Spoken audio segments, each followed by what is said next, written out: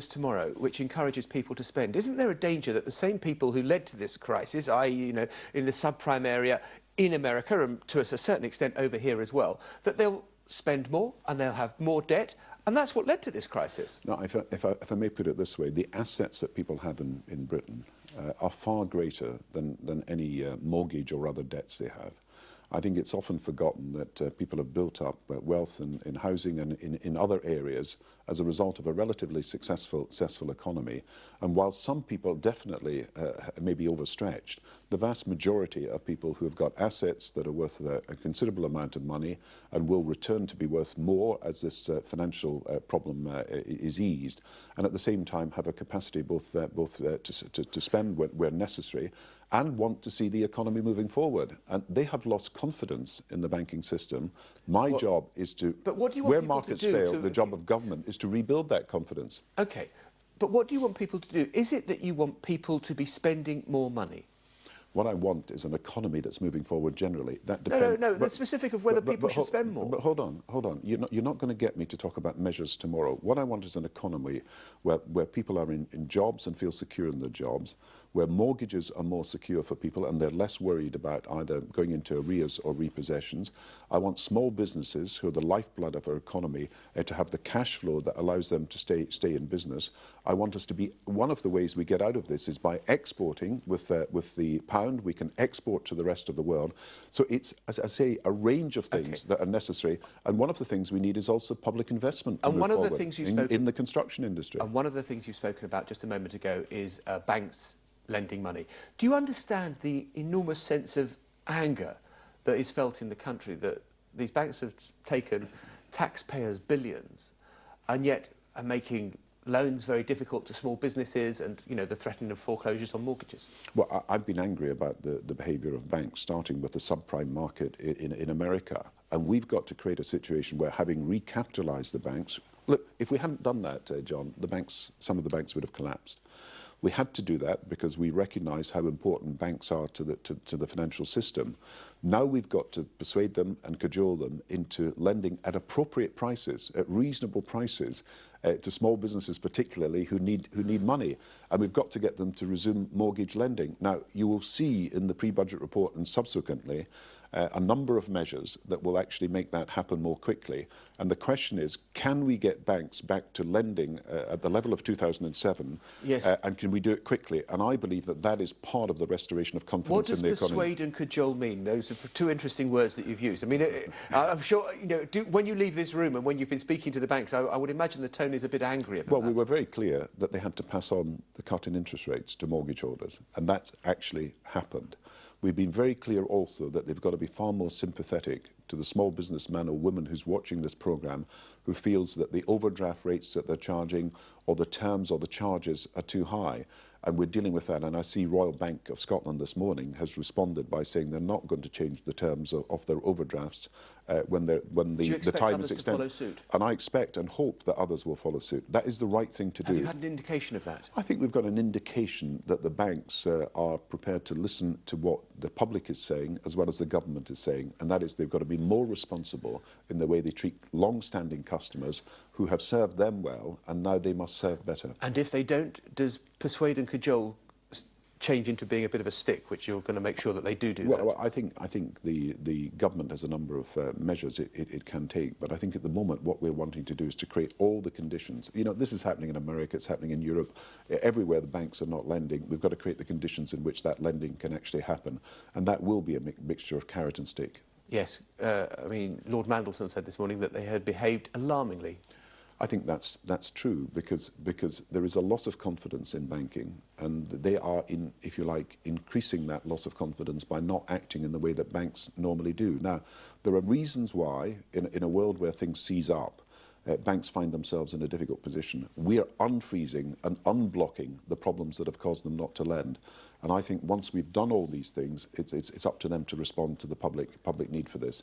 You see, what I think people do not yet quite realise, and it's important for me to say this, is when we come down to the needs of people who have got mortgages and who've got savings and have got pensions in the banks, They need to feel confident that this banking system is sorted out. And that's why I've been so keen to get the reforms in the banking system in place. So this shadow banking system that operated that we really didn't know much about is no longer something that threatens the stability of our banks and then people's finances. Do you think you will be able to stop the foreclosures, the repossessions, by this kind of 3-month grace period, or is that just delaying the inevitable? I think you'll find we're going to take further measures.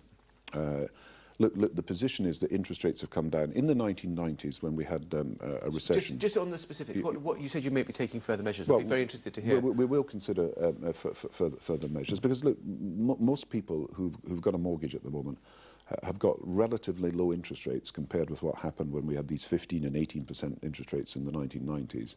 And we've got to help them through this difficult period. If some people become unemployed, we're introducing from January the 1st help that would be there for 13 weeks. After you've been unemployed for 13 weeks, you will get help with your mortgages. We want to do something also for people in work who are finding it difficult. And I believe it is not beyond the ability of government working with the banks and building societies to find a means by which people facing some problems with their mortgages can either have longer periods of repayment or recapitalise some of the arrears, or other things are done, because I'm pretty clear that with low interest rates, it's possible for most people, other than because they've got very big problems, maybe in their marriage or something else, most people can stay in their homes. Okay. Later in the programme, we're going to be hearing about a number of British people who've put their money into banks on the Isle of Man that were taken over by Icelandic banks, and as a result have possibly lost all their life savings. What can be done to help them? I have had a number of people write to me about this, and I'm obviously very concerned about this, because the Isle of Man is not within our jurisdiction for regulation. We have guaranteed the savings of people in British banks in a number of cases, even although they were owned by Icelandic banks themselves. This is now a matter that the international authorities are dealing with. We are talking to the International Monetary Fund, who've made a deal with Ireland about the repayment of debts that these banks have entered into. This is something that we'll have to pursue internationally. And I think we may have to look at the relationship between the Isle of Man and Britain in this respect, because I think it's sad when people are in effectively an island that is operating in a different way from the rest of Britain. Prime Minister, you were famous for that phrase, there'll be no return to boom and bust. Do you now regret that phrase? This is an international crisis that is not being generated in Britain. I mean, you can go back and say what did you do and what you didn't do. I was talking about 15% interest rates. We've never returned to 15% interest rates, and we won't. But what I do say to you is this is an international crisis. It's global. It started in America. We've had very little control over its You've made origin. that point, but just on that phrase, I mean, I wonder whether you now regret it. No, because we had a situation where we had 15% interest rates in the 1990s. We didn't have control over inflation. We created the Bank of England system that has worked well for the last 10 years. Does none of the responsibility of what we're in now reside here in number 10 Downing Street? I take responsibility for what happens in this country, and I do so every day, and I do not in any way resile from that. But I think I've got a duty to explain. You can't solve this problem unless you know what caused it. And what caused it was not something that happened in Britain. What caused this problem was a new banking system that developed for a global market that in many cases was taking too big risks, and in many cases was not disclosing to people, even its shareholders, what it was doing. And we are now having to deal with the fallout from that problem. The inflation and the problems we had were not generated themselves in Britain. I think everybody understands. Even the Americans, now say this is a global problem. When you go along the high street, when you saw along the high street that you had Northern Rock offering mortgages of 125%, when you were Mr. Prudent Chancellor, surely you must have thought this is unsustainable. It's fine when the sun's shining, but clouds always come on the horizon. There's always problems every day that you have to deal with, new problems, but this is a very special and unique set of events that have come together around the world. We had the oil crisis, then we had the credit crunch, and I don't think it really helps the debate if you say that this is not a global problem that started globally and it's got to be dealt with in a global as well as national way. Right. What about the political fallout from this? Because it does seem that since the credit crunch has come, that perversely normally Prime Minister's stock falls, your stock has risen. Election in 2009?